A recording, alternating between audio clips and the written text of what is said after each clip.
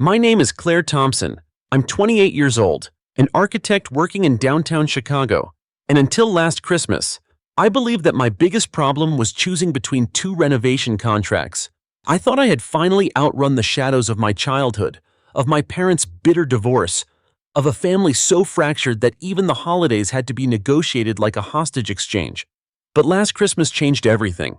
Not because of something catastrophic, but because of something so quiet, so calculated, so cruel that I still wonder how I didn't see it coming. My parents divorced when I was 16. No affair, no scandal, just a slow unraveling masked by polite dinners and whispered arguments behind doors that weren't as soundproof as they thought. When the split finally came, it was like watching a building implode in slow motion, silent dust clouds. Steel beams of loyalty snapping one by one. My mother, Karen, kept the house. My father, David, moved into a one-bedroom apartment on the other side of the city, closer to the lake but miles away from where we once were. My younger siblings Connor and Amber stayed with my mom. I chose to live with my dad. That choice defined me in my family's eyes. It marked me as a traitor. They never said it outright, but the shift was undeniable. The awkward silences, the family events I was accidentally left out of, the photos where I was conveniently cropped out. My mother and I barely spoke after that. She said she respected my decision but never acted like it. Distant politeness replaced maternal warmth. My siblings followed her lead. Still, I tried. Every birthday, every holiday. I sent gifts, called, texted. Most of the time, I got nothing back. But last Christmas, I thought maybe, just maybe I could rebuild something. It had been a good year. My firm had just landed a city redevelopment project. I'd moved into a place of my own, and for the first time in years, I had a bonus big enough to splurge on people I loved even if they didn't love me back the same way. So I decided to spend Christmas Eve with them, not out of obligation, out of hope. I bought thoughtful gifts, not generic candles or gift cards, but things that mattered. A vintage record player for my mom. She used to hum old jazz tunes when she cooked. A signed first edition for Connor, who once dreamed of writing. A hand-knit scarf in Amber's favorite shade of forest green. And for my Aunt Laura, my mom's sister, who had always looked at me like I was an unwanted reminder. I brought a rare perfume I found in a boutique in Montreal. I even baked my dad's cinnamon bread recipe, wrapped in a linen cloth with a bow. I rehearsed how I'd walk in, calm, smiling, like someone who belonged. I told myself maybe they're different now. Maybe time softened them. Maybe being kind is enough. It started well. Amber opened the door, surprised but not unfriendly. "Hey, Claire. Wow, I didn't know you were coming." I smiled, held up the gift bags, thought I'd stop by, got a few things I wanted to drop off. She hesitated, then stepped aside. Inside, the living room was warm and golden with lights. Christmas music played softly, and the fireplace crackled in the background. Laughter came from the kitchen, my mom's voice, unmistakably joyful. For a moment, I stood there, absorbing it all, pretending I was part of it. My mom appeared, apron dusted with flour, her eyes locking onto mine. The joy on her face evaporated. "Claire," she said flatly, "you didn't mention you were coming." "I thought I'd surprise everyone," I said gently. "I brought gifts." She didn't respond, just glanced toward Aunt Laura, who had entered with a tray of wine glasses and the sharpest expression I'd ever seen. We weren't expecting additions. Laura said, "Not guests, additions like furniture." "I won't stay long," I replied, keeping my voice even. "Just wanted to drop these off. It's Christmas, after all." Connor entered next, arms slung around his girlfriend, who gave me a quick, polite smile. He raised an eyebrow. "Didn't think you celebrated with us anymore." "I never stopped," I said, barely above a whisper. I just wasn't always invited. The room went still. The music seemed to fade into the background. My mother broke the silence. "Claire, maybe it's best if you just come by another time. We have a full house tonight." I blinked. "It's Christmas Eve." "I know," she said, "but this is family dinner." "I am family." Aunt Laura stepped forward, her voice calm but firm. "This isn't about you. Claire, you made your choices. You distanced yourself. We're trying to have peace this year. I chose to live with Dad. That's not the same as cutting you off." "You took his side," she said, Don't pretend that didn't mean something. My mouth went dry. My throat tightened. I was 16. I chose the parent who didn't lie to me. My mom flinched, then stepped aside. Claire, please, don't do this here. I looked around the room. No one met my eyes. Not Connor, not Amber, not even the girlfriend I didn't know. Just a wall of people I used to love who now saw me as the enemy. I set the gift bags down gently on the floor. Merry Christmas, I said. Hope the wine doesn't sour. And then I turned, stepped out into the freezing December night, and closed the door behind me. No one followed. As I walked to my car, snow began to fall light, soft, almost cinematic, but nothing about this was beautiful. I sat in the driver's seat, hands gripping the wheel, staring at the house that once felt like home. And then, without meaning to, I reached for my phone and dialed a number I hadn't in weeks. Dad answered on the first ring. Claire. I got kicked out, I said, again. He was quiet for a moment. Where are you?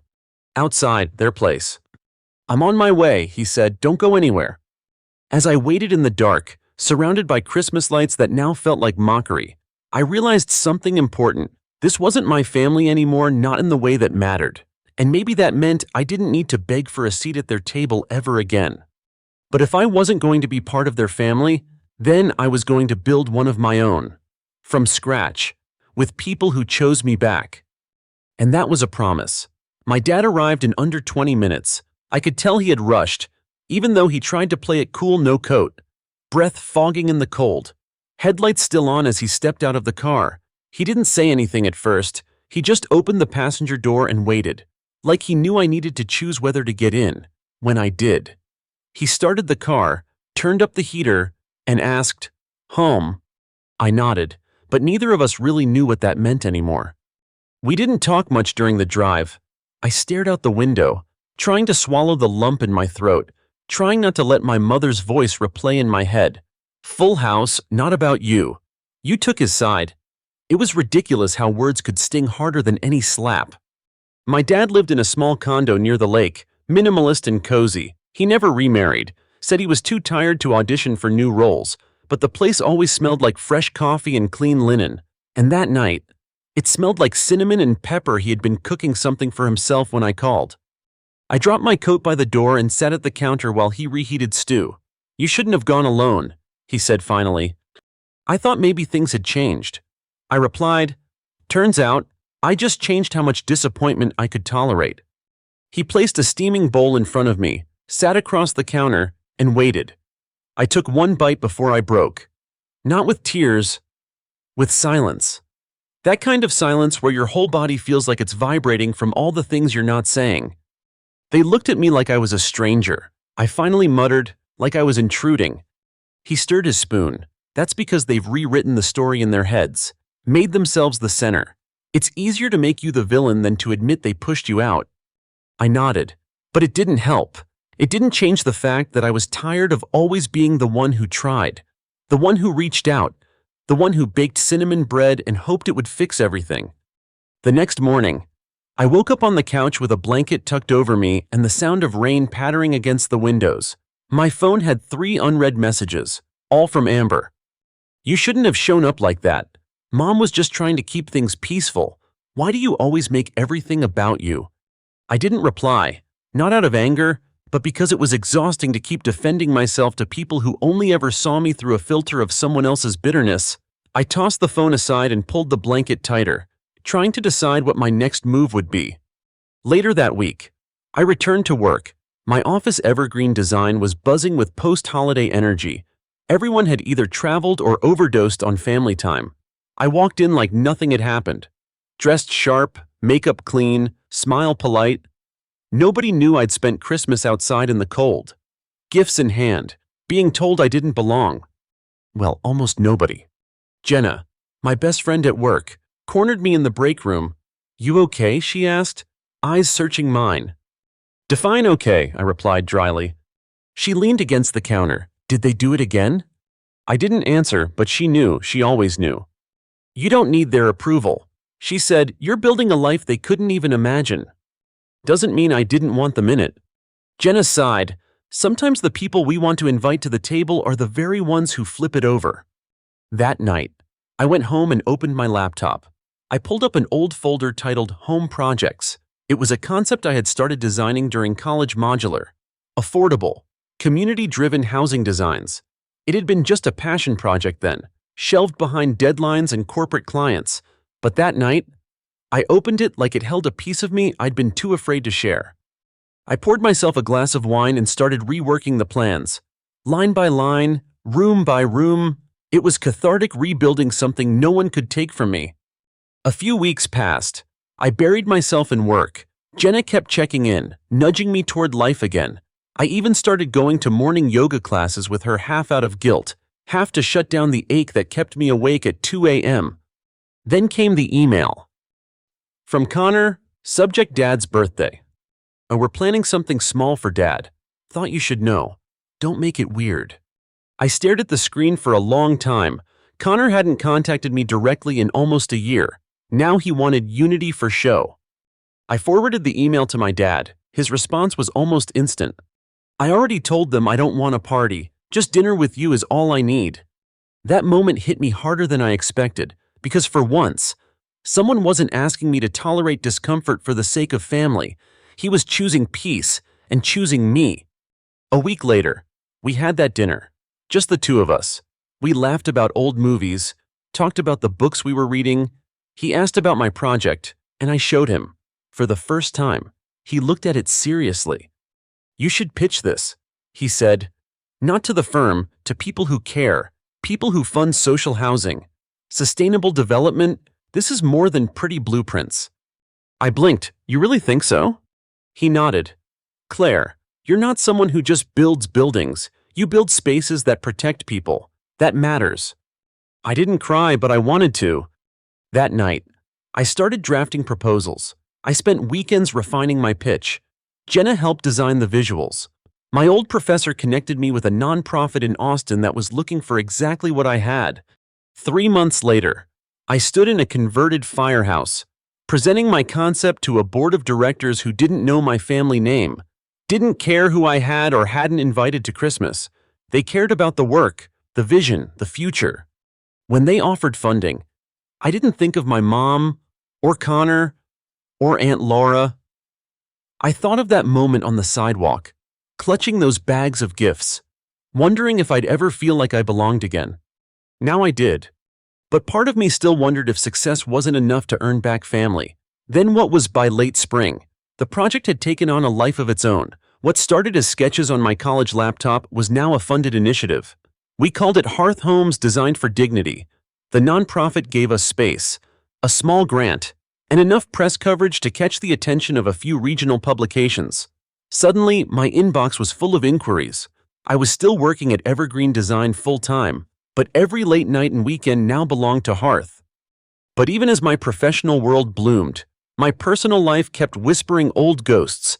I hadn't spoken to my mom since Christmas. Amber's texts had stopped altogether.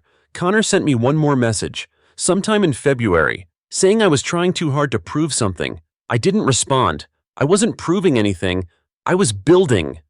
Then, in early April, something strange happened. I received a wedding invitation in the mail. Not from a friend, from Amber. She was getting married in June, a garden wedding, guests limited to close family and intimate friends. My name was on the list. I stared at the cream-colored envelope for nearly an hour. There was no note inside, no personal message, just the address, RSVP card, and dress code. I had no idea what to make of it. Was it a peace offering? A test, a trap? Jenna was blunt. They want to see if you'll come crawling back, if you'll beg for forgiveness just by showing up. But what if she really wants me there, I asked. Jenna raised an eyebrow. After the way they treated you, if someone wants you in their life, they make space, not just on an RSVP list. She was right, but the decision still clawed at me. I talked it over with my dad. He listened quietly, stirring sugar into his tea the way he always did when deep in thought. You could go, he said. Finally, but not for them, for you. If you need to know you can show up without losing yourself, maybe that's reason enough. I nodded, unsure whether that made it easier or harder. In the end, I chose to go, not to mend fences, not to perform forgiveness, but because I needed to face the version of myself I'd left behind in that house. The wedding was held in a private garden in the suburbs' classic Midwest charm: white chairs, lilacs, and string lights woven into the hedges. I wore a slate blue dress, simple but elegant, when I arrived. Heads turned, some surprised, others awkward. No one approached. My mother saw me from across the lawn and looked away. Connor gave me a curt nod. Amber, she smiled, a soft, unsure smile, not warmth, but not rejection either. I found a seat in the back, said nothing, clapped politely when vows were exchanged, took a sip of champagne I didn't want. Then came the family photos. Aunt Laura approached the photographer, whispering something in his ear. He nodded. Then, loudly, he said, "Immediate family only, please." My heart stopped. I stood up anyway. Amber noticed. She hesitated. And then she did something I'll never forget. She said, "Claire's family." The entire group froze. Laura stepped forward. "Amber, let's not make this about drama." "It's not drama," Amber said. "Steady now, it's truth." I walked up slowly, unsure if my legs would hold. The photographer raised his camera. I stood beside Amber, smiled. But inside, I was breaking and rebuilding all at once. After the photos, Amber pulled me aside. "I don't know why Mom turned so cold." She said I was young. I believed everything she said. "But I see it now. You were never the villain." I blinked, trying to register what I was hearing. "I still don't agree with everything Dad did," she continued, "but I know he loved us. And you were just trying to hold on to something we all abandoned too easily."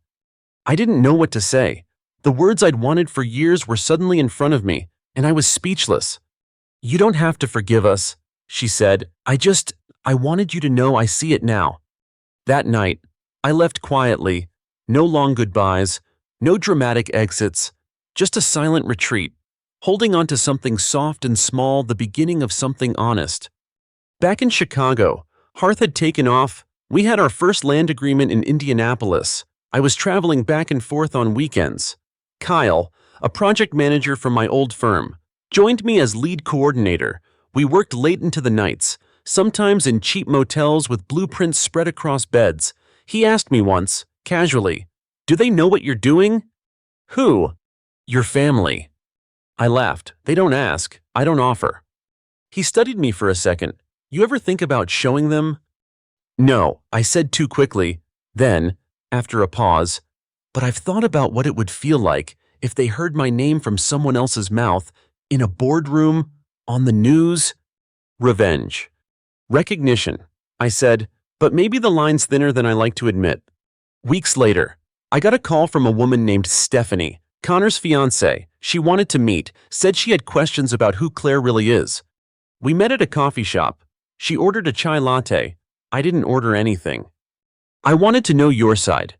She said, "Connor talks about you like you're a stranger, but I saw you at the wedding, and I've read about Hearth. You're doing something real."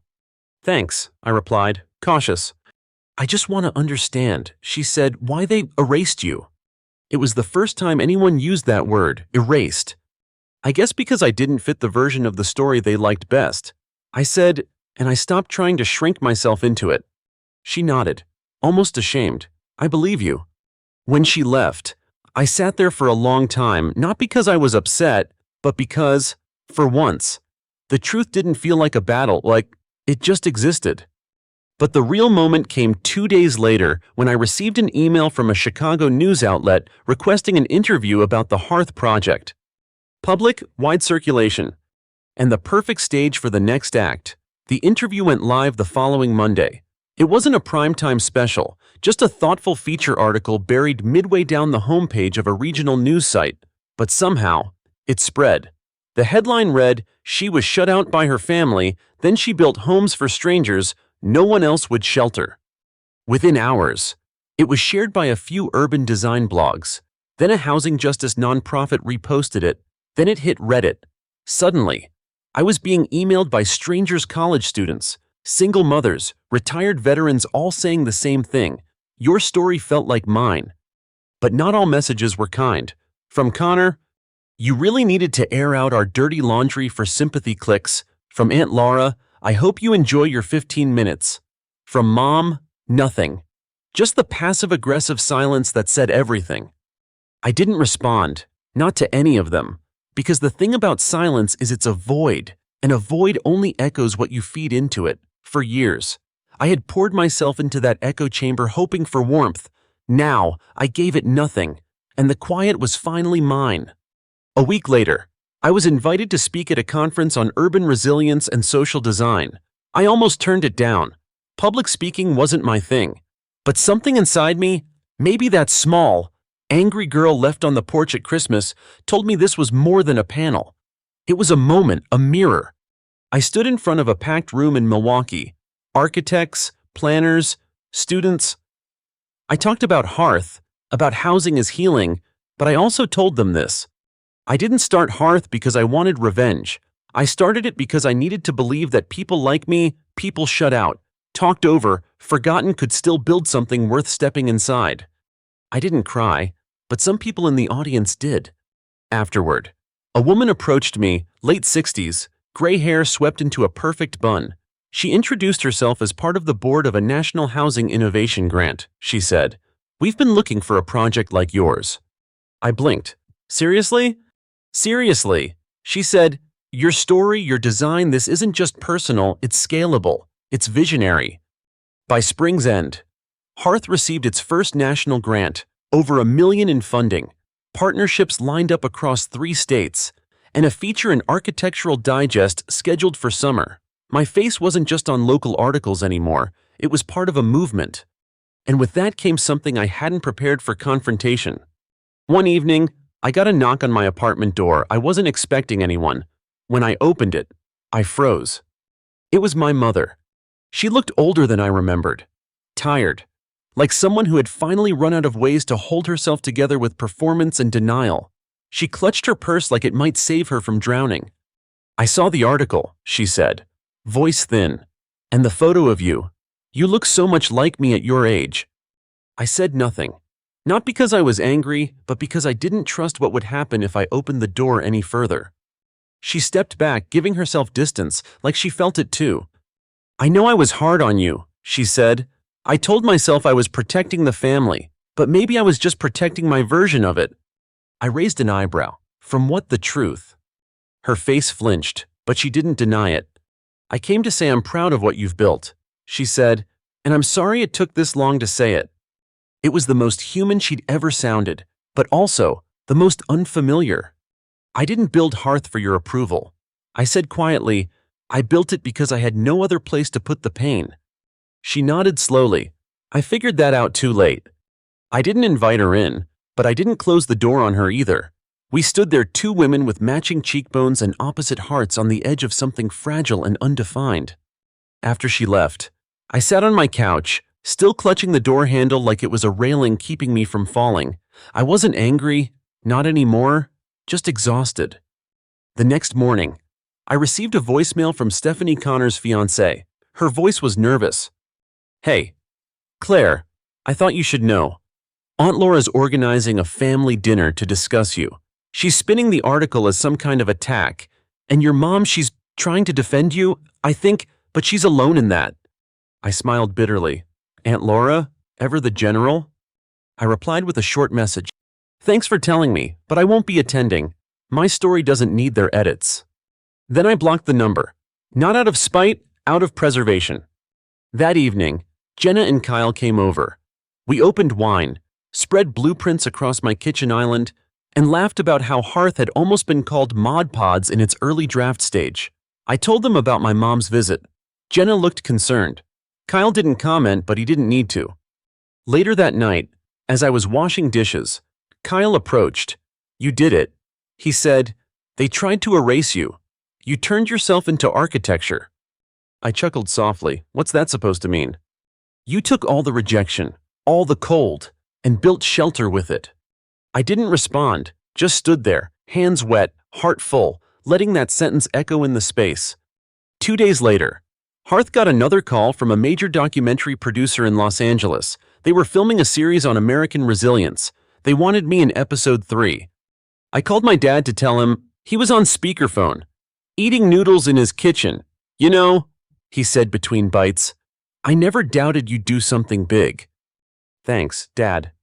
But Claire, make sure you're doing this for yourself, not for proving a point. I paused. What if it's both? He laughed. Then make it beautiful, but don't let their past write your future. I thought of those words when the camera crew arrived the following week.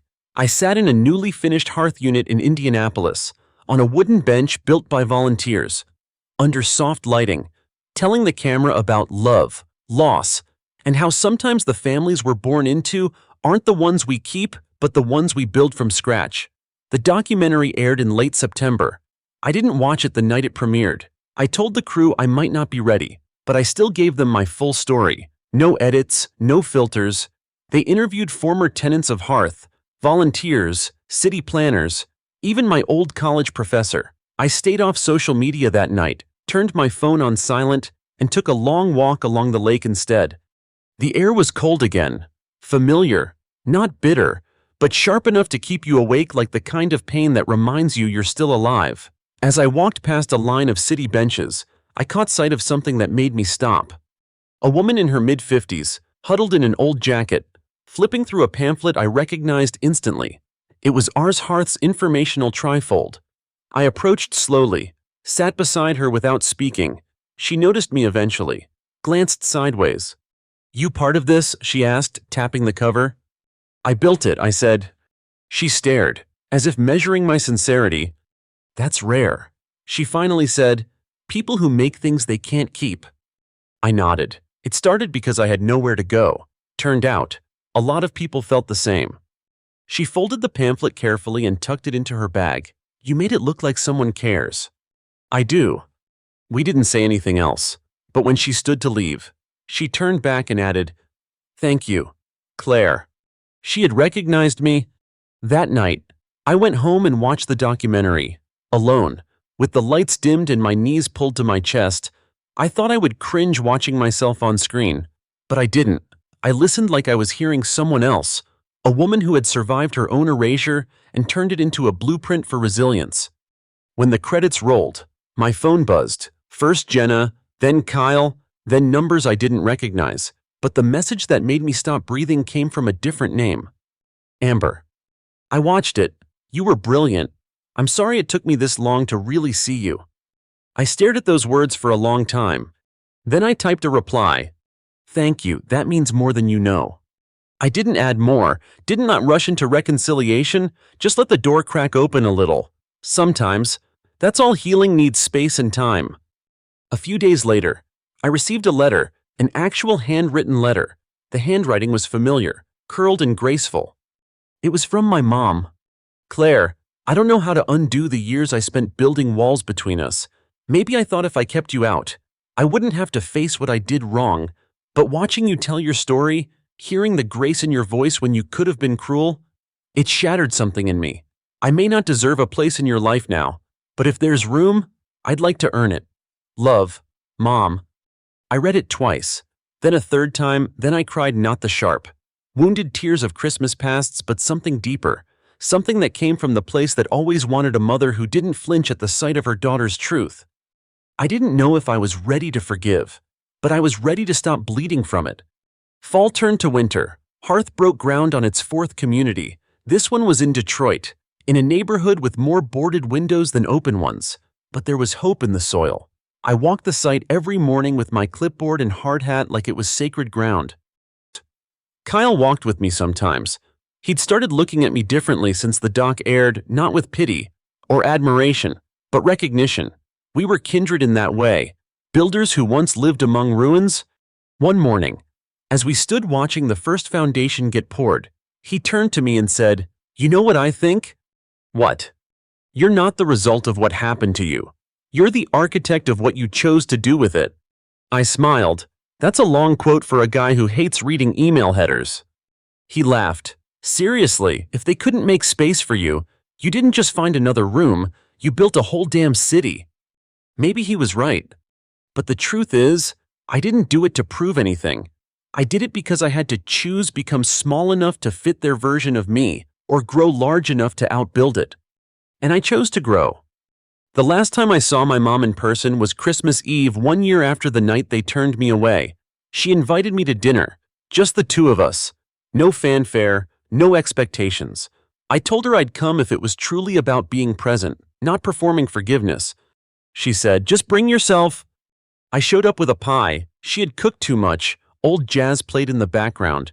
We didn't talk about the past much, just shared stories about recipes, neighbors, and how the heater still made a strange sound in the hallway. At one point, she looked at me and whispered, "I wish I'd asked more questions, listened more, loved better." I reached across the table. "We're here now." That was enough. Months later, Hearth won a national award. At the ceremony, they called my name and handed me a plaque. I looked out at the audience and saw familiar faces: Jenna beaming, Kyle clapping, my dad with tears in his eyes, and even, God help me, Amber standing in the back, giving me a small thumbs up. I took the mic and cleared my throat. I used to think justice meant proving people wrong, but now, I think it just means living so fully that their silence can't hold you back anymore. I paused. And if you've ever felt like the outsider in your own family, like a door was slammed so hard it rattled your entire identity, just know this. You don't have to knock forever. You can build your own house, one where you're always welcome. The room stood up, applause rose like thunder. But in my heart, all I could hear was peace. Story 2. My name is Emily Carter, and I used to believe there was nothing in the world that could shake the bond I shared with my best friend since childhood, Alice Monroe. We were closer than sisters, navigating teenage heartbreaks, bad haircuts, and career launches together. That was until Alice died from an aggressive form of cancer 6 months ago, and a knock on my door changed everything I thought I knew. It was Alexis, Alice's mother, holding the hand of a bright-eyed toddler and looking like she'd aged a decade since I last saw her. Without pleasantries, she uttered a sentence that detonated my world. "Your husband needs to take responsibility for his daughter." I froze. My husband James stood silently behind me, and for the first time in our marriage, I saw terror in his eyes, not confusion, not guilt, but bone-deep panic. Alexis explained that before Alice passed, she told her James was the father of her 2-year-old daughter. She said Alice never wanted to pursue child support or tell anyone. But now that she was gone, Alexis felt James should either take custody or begin financial support. I looked at James for denial, for outrage, for anything to tell me this was a mistake. Instead, he collapsed into a panic attack on the living room floor. After helping James calm down, I asked for the truth. He told me something I wasn't prepared to hear. Nearly 3 years ago, during our housewarming party for the home we just bought, I had been called away for an overnight work emergency. Alice was visiting town and had joined the party, and I returned after 3 a.m. to find everything quiet, James asleep upstairs, Alice gone. At the time, I'd found it odd that she didn't stay to say hi, but I had let it go. James now claimed that he woke up during the night to find Alice on top of him. He said he passed out again almost immediately and didn't remember anything else. He never told me, supposedly because he feared I wouldn't believe him. He showed me text messages from that morning, messages to his best friend Mason, expressing confusion and shock, saying something had happened while he was unconscious. The texts were vague and never mentioned Alice by name, which could be interpreted in 100 different ways. Was he hiding something, or did he genuinely think he was assaulted?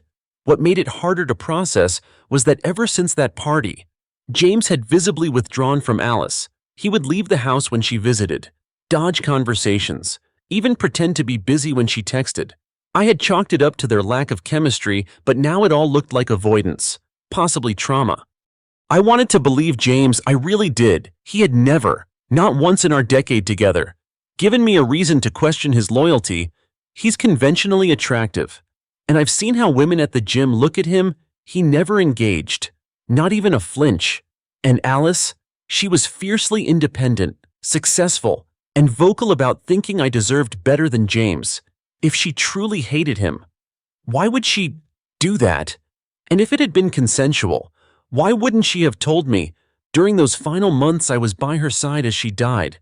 We had deep, brutal conversations.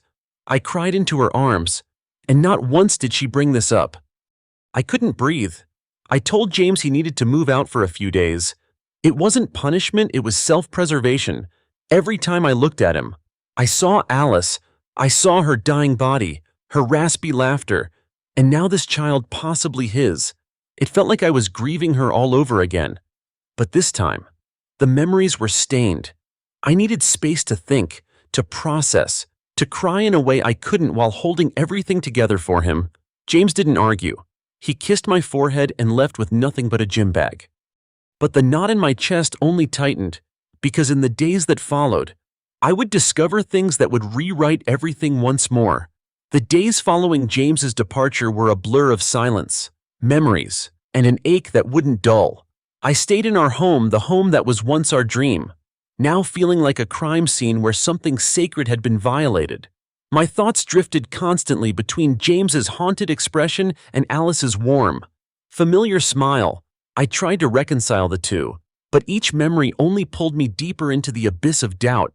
I told myself I needed facts, not feelings, so I did what any devastated wife would do. I scheduled a DNA test. James agreed immediately. No hesitation, no defensiveness, just a resigned nod and a whisper, "Whatever you need to feel whole again." It crushed me to see him like that, guilt-ridden or broken. I couldn't yet tell. We ordered an at-home paternity test, swabbed carefully, sealed the results, and waited. While we waited, I plunged into old photo albums, desperate for clues. There were none. Alice had held her daughter close in every image, but never once had I seen a moment between her and James that hinted at anything more than polite distance, if anything. Their body language seemed cold, stiff, even guarded. And then the results came back. Negative. James was not the father. I sat on the couch staring at the envelope for nearly an hour before I called him. He drove back within 10 minutes, still in the same hoodie he'd left in, when I showed him the result. He didn't celebrate. He didn't even smile. Instead, he just sat beside me and let out a long, trembling breath. "I told you," he said quietly, "but I didn't expect the relief to feel this complicated." What complicated things further was Alexis's reaction. She flat out refused to believe the results. She insisted Alice told her James was the father and took him to court demanding formal paternity testing. I couldn't tell if she was heartbroken, desperate, or being manipulated by some deeper belief. In court, the judge ordered a second test, this time through a government-approved lab. 2 weeks later, the results confirmed the first. James was not the father. Alexis looked stunned, not angry, not disappointed, just hollow, like something she believed so fiercely had shattered before her eyes. She approached me outside the courtroom, her voice shaking as she told me everything Alice had said. According to her, Alice had confided in her shortly after giving birth. She insisted James was the father but demanded secrecy, especially from me. She even threatened to cut ties with Alexis if she ever told me or James the truth. Alexis honored that promise until she couldn't anymore when money ran out and the child faced the threat of entering foster care. It wasn't out of malice, Alexis claimed, but desperation. She believed Alice had a right to keep her secret and only broke it when she believed Alice's child might be in danger. But here's what haunted me the most. Alexis confessed that Alice never wanted a relationship with James. She never said she loved him or even liked him. She said only, "I needed his genes." That sentence felt like a slap I hadn't braced for. If Alice had multiple partners during that time, and clearly she had, because someone else was the father, it meant she had chosen James for a reason. Whether it was out of spite, obsession, or some twisted form of control, I didn't know. But the one thing that became glaringly clear to me was that James hadn't betrayed me. He had been violated, and everything he did after the avoidance, the silence, the refusal to be near Alice was not guilt. It was trauma. I had made him leave the house, doubted him, accused him with my silence, and stood by while he was dragged through a paternity hearing for a child that wasn't his. I thought I was grieving a friendship, but I was also grieving the man I thought I married when, in truth, I hadn't lost him. I had just failed to recognize how much he'd already lost. I began to understand just how deep the damage ran, and how much of it we still had to face together. But I also knew something else: I wasn't ready to give up on us. Not yet. Not after all the truths we had finally uncovered. James moved back in quietly, with no grand gestures or promises. Just a battered duffel bag and eyes that still flinched at loud noises. We barely spoke those first few days, not out of resentment, but because neither of us knew where to start. The DNA results had cleared the air, but not the wreckage. I had been grieving Alice. James had been grieving himself. We were two people trying to make peace with the same storm, from opposite ends of the house sometimes. Silence was our only bridge. It was during one of those silent evenings, curled on separate ends of the couch, that James finally spoke. He told me about that night again, not just the facts, but the weight. How he had gone upstairs to sleep early during the housewarming party. Tipsy but not drunk. How he woke up groggy, confused, with someone on top of him. How it took him several seconds to realize it was Alice. How his body betrayed him even as his brain screamed no. He had passed out again before he could fully process it, and when he woke up the next morning, she was gone, and so was something inside him. He said he didn't tell me not because he wanted to hide it, but because he didn't know what to call it. Men don't get to say they've been violated, he said, voice barely audible. We just get told we were lucky. That was the moment my anger not at him, but at everything boiled over. Not just at Alice, but at a world that lets women like her hide behind the illusion of innocence, while men like James live in shame. For years, I had mourned a friend who might never have been the person I thought she was. That realization cut deeper than any betrayal. We began therapy together soon after. It was awkward at first. James was guarded, and I was raw. But our therapist, a woman named Dr. Langston, was direct, kind, and unafraid to ask hard questions. She didn't let either of us skate past accountability.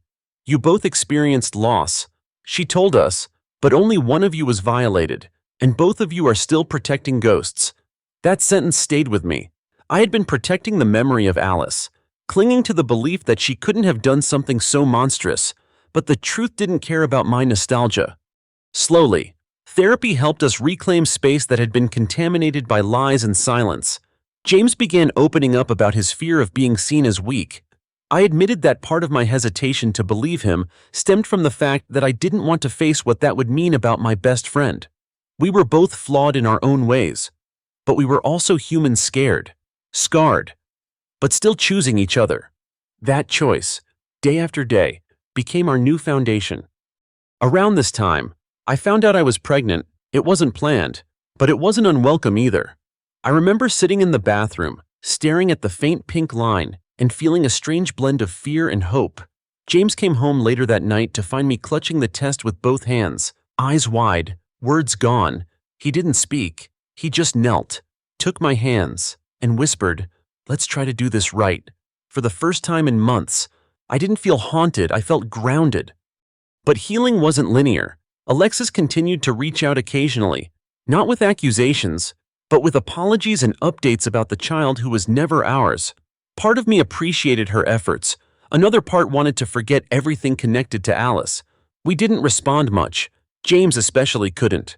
Every mention of that little girl reopened something raw in him.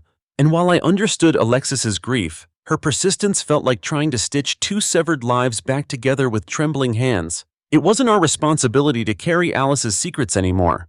Even so, every now and then I'd look at old photos of the three of us as kids, Alice and me in Halloween costumes, or all of us at my bridal shower, and feel a pang. The hardest grief is the one that doesn't come from loss, but from knowing that what you lost may have never been real to begin with. But now, with a baby on the way and James finally sleeping without flinching, I knew one thing for sure: whatever came next, we would face it together, because while the past had nearly broken us, the future still belonged to us, and this time, it would be built on truth, not illusion. As the months passed, the weight of what had happened no longer sat heavily on our chests every morning, but it was never truly gone. Healing, as I learned, isn't a destination. It's a messy, winding road, full of moments when you think you've made it, only to find another corner of pain you hadn't noticed before. James and I leaned into each other more deliberately now. Not with the naive comfort of assuming everything would be fine, but with the mature recognition that love was a choice we would keep making even when it was hard. I started journaling again, something I hadn't done since college. It helped me piece together the emotional wreckage that Alice had left behind. I found myself rewriting old memories, questioning moments that once seemed innocent. Had she always envied me, or had something shifted along the way? I'll never know. There's no closure when the person who wronged you is no longer around to explain or to face what they did. That absence became its own kind of antagonist, invisible but present in every unanswered question. Meanwhile, James committed to his own healing in ways I hadn't expected. He began attending a support group for male survivors, something he was hesitant about at first, but quickly found solace in. It was humbling to hear him describe the quiet relief of finally being believed, the unspoken shame that had sat with him for years. Sometimes he would come home and sit in silence for an hour before speaking. Other times, he would pull me into a tight hug and whisper, "Thank you for not giving up on me." I always hugged him back, tighter each time, because I knew what that gratitude really meant. It meant survival. As my belly grew rounder, the reality of new life began replacing the shadows of what had died. Every flutter, every kick was a reminder that something good was still possible, but even joy came with complications. My OB/GYN referred me to a trauma-informed therapist to help prepare for birth. Given the layers of emotional pain both James and I were still carrying, I'm glad she did. Birth, as I learned, isn't just physical, it's spiritual. You bring everything with you into that delivery room, your hope, your fear, your pain, your history. I didn't want our daughter to enter a space soaked in unspoken grief. I wanted her first breath to be taken in peace. So we planned everything meticulously. We chose a name that had no ties to the past, a name that belonged only to her. We decorated her nursery in shades of sage and ivory, simple but soft. I made a playlist of lullabies that didn't carry emotional baggage, just comfort. Every detail was a declaration this child would not inherit the chaos of the past. She would be born into a home that had been tested, shaken, and re-anchored in truth. The day she was born, it was raining. Not a thunderstorm, just a steady, cleansing drizzle. James held my hand the entire time, whispering encouragement with a conviction I hadn't seen in months. When our daughter finally arrived, she let out one loud cry, then curled into my chest like she had always belonged there. James cried for the first time in years, not the quiet, controlled tears I'd seen during therapy, real, shaking sobs. He kept whispering, "She's ours. She's really ours." And in that moment, the noise of the past faded into a hum, distant and small. We named her Emery. No middle name, no ties, just Emery, a fresh page. And yet, even as we stepped into this new chapter, the world outside didn't pause to honor our transformation. There were still whispers in our social circles, people who speculated about the drama, who wondered if we had moved on too fast, or if the baby was some kind of distraction. But we ignored them. We knew the truth. And sometimes, that's the only shield you need.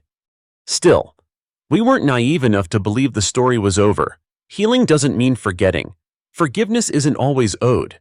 And some ghosts don't disappear. They just stop screaming. But for now, the house felt warm again. James laughed more, and I dreamed more. Emery grew stronger by the day, her tiny hands grasping at life with unapologetic fierceness. And then, just as we started settling into a rhythm, a letter arrived handwritten, no return address, one that would unravel everything we thought we'd finally put to rest. The envelope was pale blue, the kind you'd find in an old-fashioned stationery set. No return address, no name, just our home address in a tight, feminine cursive that made my stomach clench the moment I saw it. I hesitated before opening it. James had just taken Emery out for a walk, her new favorite thing. Even in the biting December cold, and the house was eerily silent without the sound of her tiny coos or his gentle humming. I tore the envelope open, half expecting another condolence card that had taken too long to arrive. But the letter inside wasn't about grief. It was about truth twisted in waiting. It started with, "You never really knew Alice." 4 words, 4 knives. My heart thudded as I kept reading. The writer claimed to have known Alice during one of her travel assignments, to have witnessed her with multiple men, and suggested that she had been obsessed with my husband for longer than I ever imagined. There were accusations about manipulation, about Alice deliberately inserting herself into our lives not out of friendship, but obsession. The letter included specific details, conversations, dates, Even a location where Alice had allegedly bragged about breaking up a perfect couple just to see if she could. I didn't want to believe it. My instinct was to rip the letter to shreds and flush it down the toilet, pretend it never existed. But my hands trembled too much. Instead, I set it on the table and stared at it for what felt like an hour. My mind spun with conflicting truths. I had already come to terms with the worst, I thought, but this felt like opening a wound that had just started to scab over. Could it be true? Could the girl I'd loved since childhood, the one whose hand I held as she died, have orchestrated everything? When James returned, cheeks pink from the cold and Emery swaddled against his chest, he noticed my face instantly. He didn't ask. He just sat beside me as I handed him the letter. Watching his eyes move across the page was like watching a dam crack. He didn't speak until he read the last word. She was sick, he whispered, more to himself than to me, but I didn't think it went this deep. We didn't sleep that night. We stayed up rehashing everything: memories, text messages, even old photos. We called mutual friends, carefully dancing around the truth to gather their impressions. Some of them had always felt something was off. Others were shocked. One mutual friend, Jenna, finally confessed that Alice once joked about how easy it would be to ruin a marriage if you knew exactly where to press. At the time, Jenna thought it was sarcasm. Now she wasn't sure. The more we dug, the more it became apparent that Alice's story wasn't just one of a woman who'd made a terrible choice. It was one of darkness hidden in plain sight, a predator disguised as a friend, a saboteur who wore grief like a crown to avoid suspicion. I felt sick. Mourning someone who betrayed you is an impossible task. It's like grieving a ghost who lied about their name. And then, as if life wasn't already surreal enough, Alexis called. Her voice was frantic. Someone had broken into her garage and taken boxes of Alice's old belongings: photos, journals, a laptop. Nothing else was touched. No valuables, no tools, just Alice's personal effects. The police dismissed it as a random burglary, but Alexis wasn't convinced. Neither were we. It felt like a cleanup, like someone didn't want the full truth to ever surface. What haunted me the most was the realization that Emery, my daughter, would grow up with this story buried in the family bones. One day she might ask about Aunt Alice, about the baby that never was, about why Mom flinches when she hears the name of someone long dead. I didn't want to lie to her, but I also didn't want her to carry the weight of a stranger's sins. So James and I made a decision. We would write everything down, not just the facts, but the feelings, the confusion, the guilt, the way the air changed in a room when you realized someone you loved wasn't who you thought. We would lock it away until Emery was old enough to understand, and then we would give her the choice to read or not, to know or to leave it buried. Because in the end, the truth didn't belong to us alone anymore. It belonged to her, too. And as much as I wanted to shield her from the brokenness of the world, I knew one day she'd need to understand the cost of survival, and how sometimes the people who seem to love you most are the ones who leave the deepest scars. Story 3. My name is Emily Hart. I'm 34 years old, and for 3 years now, I've been trying to convince myself that I made the right decision. I divorced the man I thought was the love of my life, Logan Pierce, after watching him spiral deeper and deeper into a darkness I couldn't reach into. When we first met, he was brilliant, funny in a dry way, curious about everything, and with a grin that made the world pause for a second. He had been a software engineer for a prominent tech firm in Portland, Oregon. I was freelancing in interior design, making decent money, but more importantly, I was in love. Hopelessly, utterly in love. The kind of love that made me want to memorize his breathing patterns when he slept. But something shifted after his startup lost funding. At first, it was subtle. Logan became quieter, distant. He'd stay in bed later each morning, claiming he needed more rest. Then came the job loss. I remember walking into our apartment one afternoon, expecting the scent of coffee and soft jazz, only to find him staring blankly at the wall. No words, no explanation, just silence thick enough to choke on. He refused therapy, said it was pointless. When I offered to go with him, he smiled and said, "You're not the one who's broken." That should have been a red flag, but I mistook it for self-awareness. Days turned into weeks, weeks into months.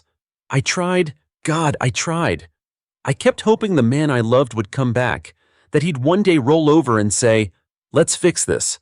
But all I got was silence and empty eyes. I started sleeping on the couch, not because he pushed me away, but because lying next to someone who felt like a stranger was more painful than being alone. He stopped touching me, stopped talking. The man who once couldn't go a day without brushing my hand or stealing a kiss was now a ghost in his own skin. So I left. I signed the divorce papers with shaking hands and mascara-streaked cheeks, and when I slid them across the table to him, he didn't even blink. He just signed. No questions, no protest, no tears. I walked out of our home with a suitcase and a soul full of broken glass. To the outside world, I put on a smile, told friends I was starting fresh, reclaiming myself. But each morning, I still reached for his warmth in bed. Each evening, I checked the driveway, half expecting his car to be there. And every night, I'd scroll through my camera roll just to remember what his laugh sounded like. I never dated. I tried once, twice, maybe, but no one ever measured up. I couldn't connect. Every conversation felt like a shadow. Every smile reminded me of what I had lost. I watched Logan from afar, his social media.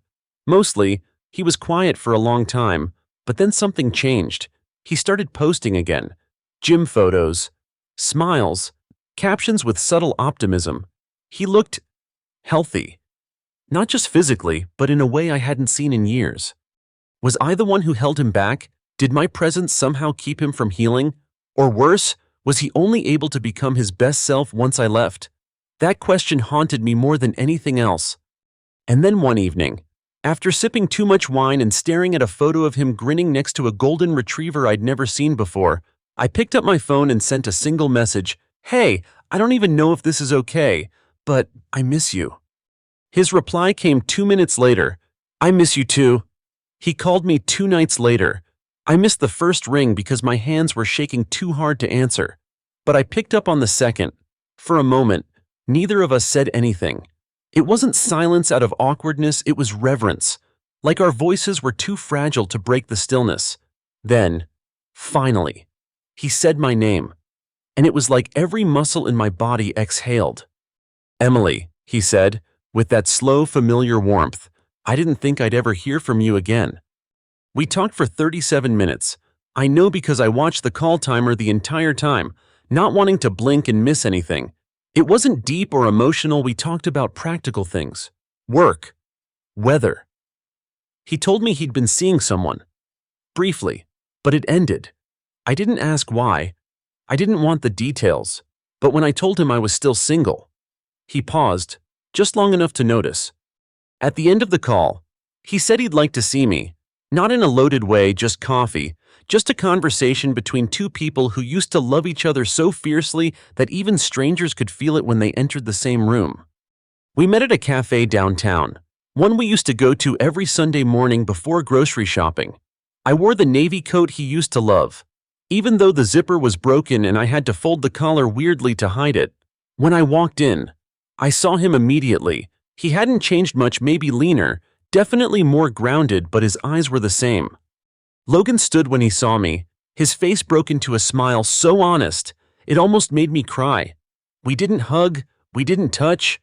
We just sat across from each other, like we'd been doing this every week for the last 3 years. He told me about his journey, how things really fell apart after I left. The drinking, the isolation. The night he got a DUI barely 4 blocks from his apartment, he said it was his wake-up call. Rehab came next. Then therapy, AA, medication, a slow, brutal rebuilding of everything he had let rot for too long. He wasn't trying to make me feel guilty. In fact, when I apologized for leaving, for not staying and fighting harder, he stopped me. He reached across the table and said, "Em, you saved me by leaving. If you had stayed, I would have kept dragging you down until there was nothing left of you or me." That made something inside me collapse, a strange kind of relief. Like the weight of guilt I'd been carrying wasn't mine to hold anymore. We walked through the nearby park afterward, just like we used to. Leaves were turning, golden and crisp underfoot. I caught myself almost reaching for his hand once, but I stopped. I wasn't ready to feel that again, not yet. He was the one who broke the silence. "I think about you every single day," he said, not in a dramatic way, just a statement of truth, like telling someone the sky was blue. I told him I missed him, that I still felt like something inside me was shaped like him, and nothing else ever quite filled that space. I asked if he'd ever thought about us trying again, starting over, but with more wisdom, more tools, therapy, boundaries, hope. Logan stopped walking. He turned to face me, hands in his coat pockets, and said, "I'd be lying if I said I haven't thought about it. But depression doesn't vanish. It sleeps. Sometimes it screams. I still have bad days." I told him I didn't need perfection. I just needed effort, presence, honesty. He looked at me with such quiet intensity that my breath caught in my throat. "I can promise that," he whispered. "I'll never stop trying again. Not for myself and not for you." And then, just before we parted, he leaned in and kissed my forehead. It was a simple touch, but it shattered something inside me. Because for the first time in 3 years, I believed him. The days that followed felt like a soft reawakening. Logan and I didn't rush. We didn't plunge back into declarations or promises. Instead, we texted, just like two people rediscovering the rhythm of each other's lives. Some messages were silly, a photo of a burnt pancake he tried making, a blurry selfie from the gym with a sarcastic "still not hot." Others were raw, like when he admitted he still couldn't sleep without white noise because silence made his thoughts too loud. We agreed on a proper date, one he insisted on planning from top to bottom. I let him, partly because I wanted to see what he remembered about me, but mostly because I wanted to trust again. Trust him, trust us. He picked me up on a Friday evening in a navy button-down and the same cologne he used to wear when we first dated. It hit me like a memory sucker punch how scent can carry 1,000 ghosts, but I smiled.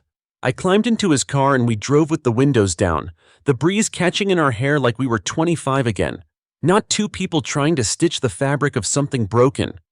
Dinner was at a quiet Italian place just outside the city, candlelit, soft jazz, the kind of place we used to dream about going when we were broke and living on boxed mac and cheese.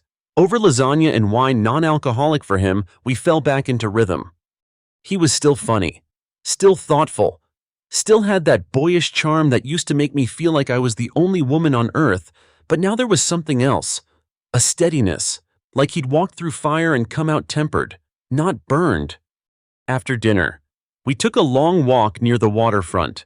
There was a moment when we stood near a railing, the city lights shimmering on the water, and he turned to me. I knew what was coming.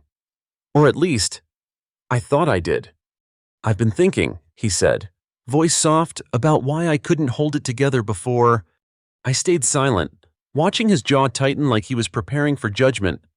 I used to think it was the depression, that I was just sick, but now I think I was scared. Scared of letting someone see the worst of me and staying anyway. And when you did stay, when you didn't give up, it made me feel even worse, like I didn't deserve it. So I shut down. I pushed you away because part of me believed you'd leave eventually. His eyes met mine. They were clearer now, less haunted. "I wanted to leave before you could." The words hit harder than I expected. Not because they were cruel, but because they were honest. Because they explained a silence I'd never been able to fill. I reached out and took his hand. "You don't get to protect me by breaking me," I said gently. "If you're afraid, tell me, but don't shut me out again." He nodded. "I won't." That night ended with a hug so tight it felt like we were holding onto the parts of ourselves we'd lost in each other. But the real test wasn't in the romance. It came 3 days later when he called, his voice flat and distant. "I'm having a bad day," he said, "one of the worst ones." My stomach clenched. The old panic threatened to rise, the one where I felt responsible for saving him. But instead of slipping into that role, I listened.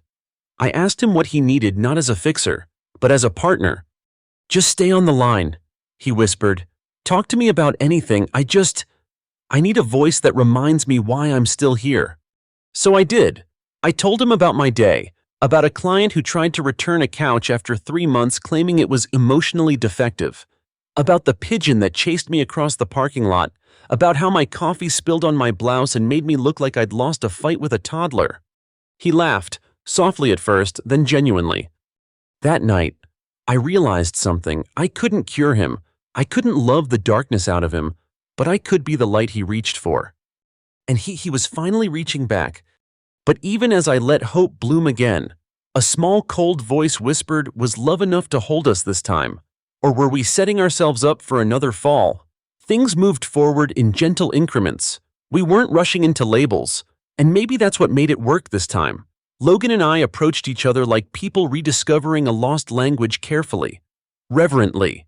We saw each other once or twice a week, texted daily, and never made promises we couldn't keep. But I'd be lying if I said I didn't feel a growing tightness in my chest some mornings, like I was waiting for something to go wrong. Trauma does that to you. It makes you read into silences, brace for invisible storms. I was still learning how to trust again, even as I loved him.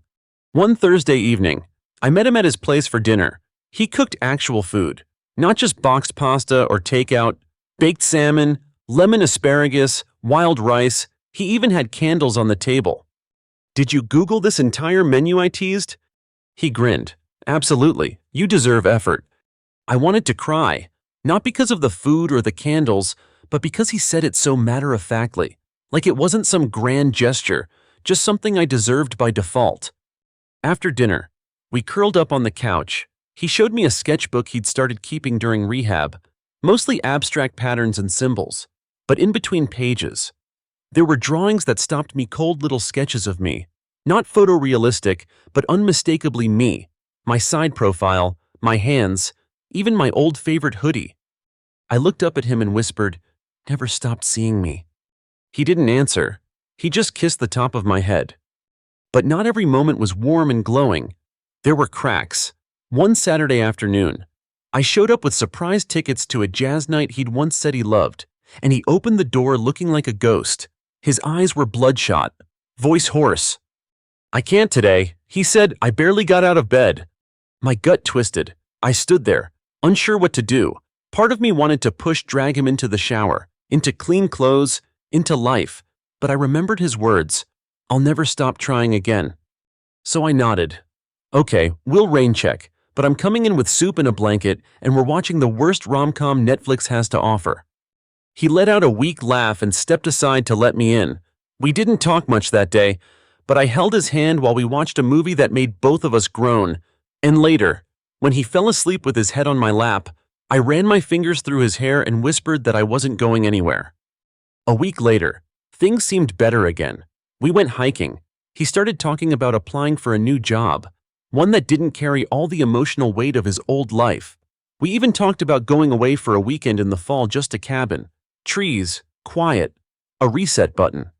But there was one thing gnawing at me, a small, uneasy knot that had nothing to do with his depression. Logan hadn't told his parents about us.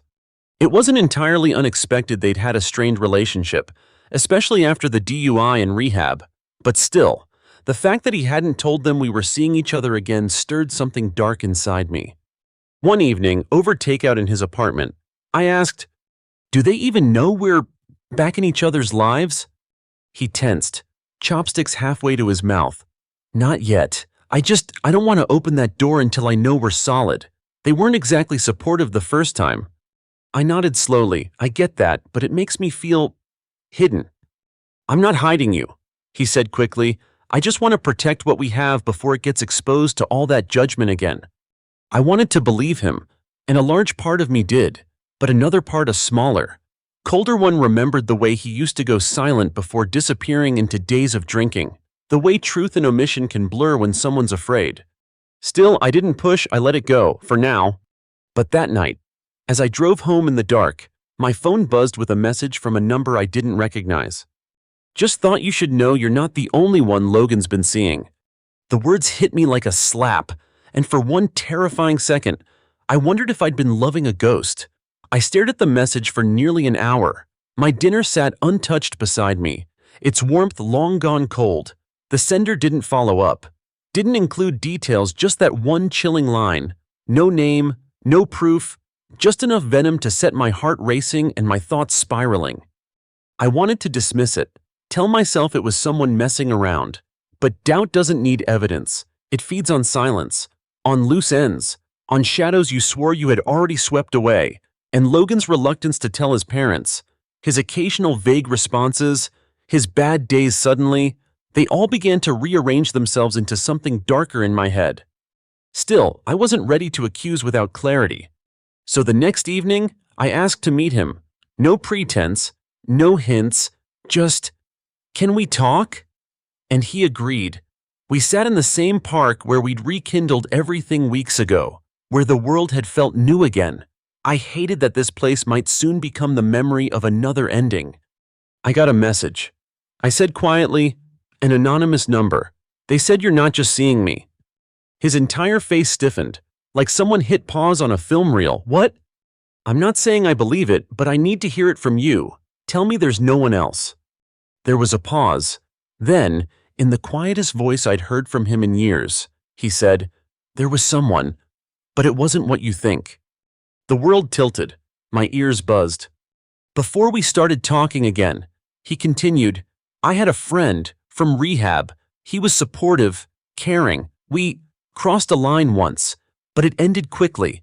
He wanted more. I cut it off months ago. And when you came back into my life, there was no question I wanted to build something with you again." The truth left a metallic taste in my mouth. It wasn't infidelity, not technically, but the betrayal wasn't in the act, it was in the omission. In knowing he'd withheld something that would have mattered to me, that could have colored every touch, every word. "Why didn't you tell me?" I asked. He rubbed his palms together, a nervous tic he had when his mind unraveled. "Because I thought it would scare you off. I wasn't ready to lose you again." "But you risked it anyway." He flinched at my words, and maybe I meant for them to land sharp, because in that moment, all the emotional labor I had carried, the patience, the understanding, the effort to rebuild trust felt like it was built on a lie of omission. "I want this to work," he said, eyes wide, voice trembling. "I love you. I've loved you since before the fall, and now, I'm better. I swear it." I stood up. The breeze was cold, my heart colder. "I believe you," I said, "but love alone isn't enough anymore, not without honesty." He looked up at me, devastated. "So what does that mean?" "It means I need time to think, to heal, to know who I am outside of trying to fix us." He didn't chase me, he just nodded, and I walked away, feet heavy, heart heavier. Days passed, then weeks. We didn't speak, and though I checked my phone more times than I care to admit, no new message came. And maybe that's what I needed. Silence, not as punishment, but as space. In that silence, I started seeing myself again. I picked up photography, a hobby I abandoned years ago. I spent weekends with friends, laughing without guilt. I even traveled just me, a rental car, and the open desert roads of Arizona for the first time in years. I wasn't surviving for someone else. I was living for me. Then, 2 months later, a letter arrived, handwritten, from Logan. He didn't ask for me back. He didn't plead or beg or spin stories. He just told me he was proud of me, that he understood, that no matter what, he'd be rooting for me even from afar. I cried when I finished reading, not from sadness, from release. Because this wasn't the ending I once feared. It was a new beginning. One not built on dependency or regret or grief but on clarity. Sometimes, love doesn't return to the same form it once held. Sometimes, it becomes something softer, wiser, braver. And if you're lucky, it becomes the love you give yourself.